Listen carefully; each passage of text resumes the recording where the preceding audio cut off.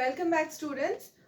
This session will be having same revision of this chapter 11 on solar and lunar eclipse. I know we have already had revised in our online class, so this is another, like the whole chapter we will have a quick revision again, so that no more doubt persist. So about this chapter, solar and lunar eclipse, the reasons for the reasons because of which solar and lunar eclipse happen. So there are three reasons. First one, the orbit of the moon around the earth. So we all know that the moon is a satellite of the earth and it orbits around the earth similar way earth orbits around the sun. So since the moon orbits around the earth, so there is a chance that moon, earth and the sun comes in a same straight line or in the same line, because of which the shadow of one celestial body can fall over the shadow of the or can fall over another body, which will lead to which will cover the other celestial body, and we won't be able to see that particular body. If the shadow of the moon falls on the sun, then if the moon covers the sun for some point of time, then for that particular time, the people who are living in the earth won't be able to see the sun for that particular time. Similarly, if the shadow of the earth falls on the moon, we won't be able to see the moon for some point of time, for some time, for few hours, until the moon moves from its place and it further changes its position, so that the light falls on the moon and again we will be able to see the moon. Next, the orbit of the earth around the sun. So earth also moves around the sun, hence there is a chance that all these bodies uh, uh, comes in a line, which will lead to the creation of shadows, and the shadow of one will fall on the other. Next, the shadow is found when sunlight falls on opaque objects. So you all know what a shadow is.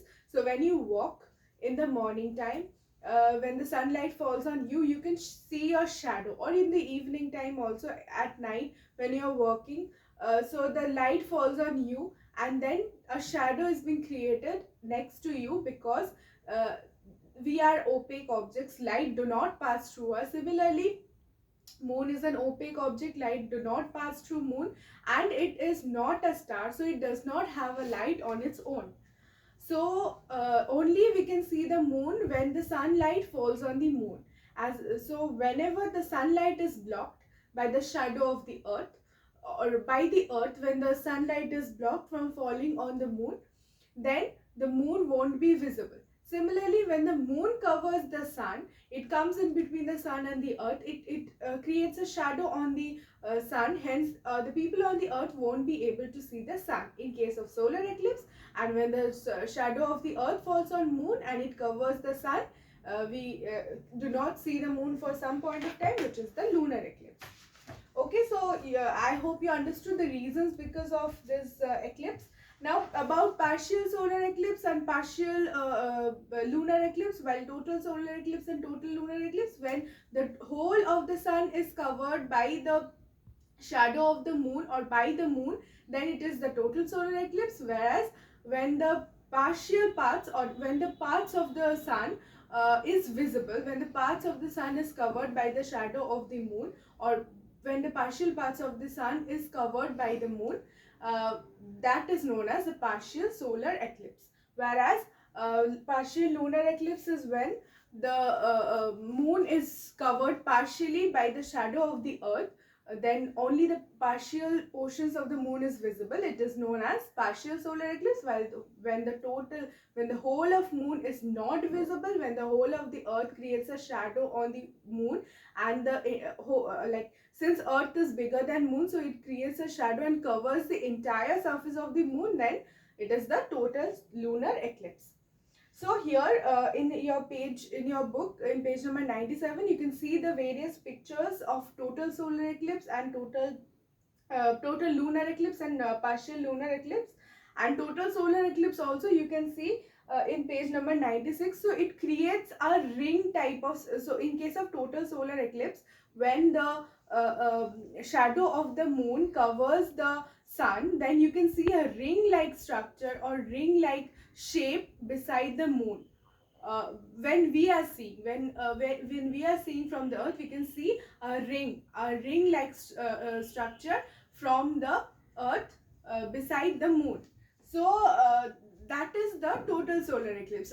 For further images, for further clarification, you can google this for like you can get more images how this happens, and to understand better you can google this about partial and total partial and yes, total solar and lunar eclipse. You will get the pictures over there in google, so you can do that. And then eclipse are a beautiful phenomena because this is something which happens at the space, and humans do not have any control over that, and it is something which is very scientific, like it has proper logic behind it.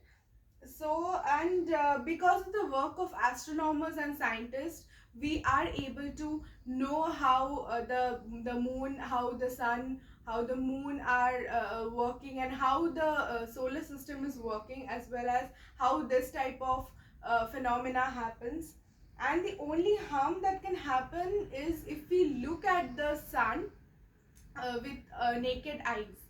So we should not be looking at the solar eclipse or the sun with naked eyes, because it will harm your eyes, and it will also like further it will lead to various problems. So only with special equipments we can see the solar eclipse.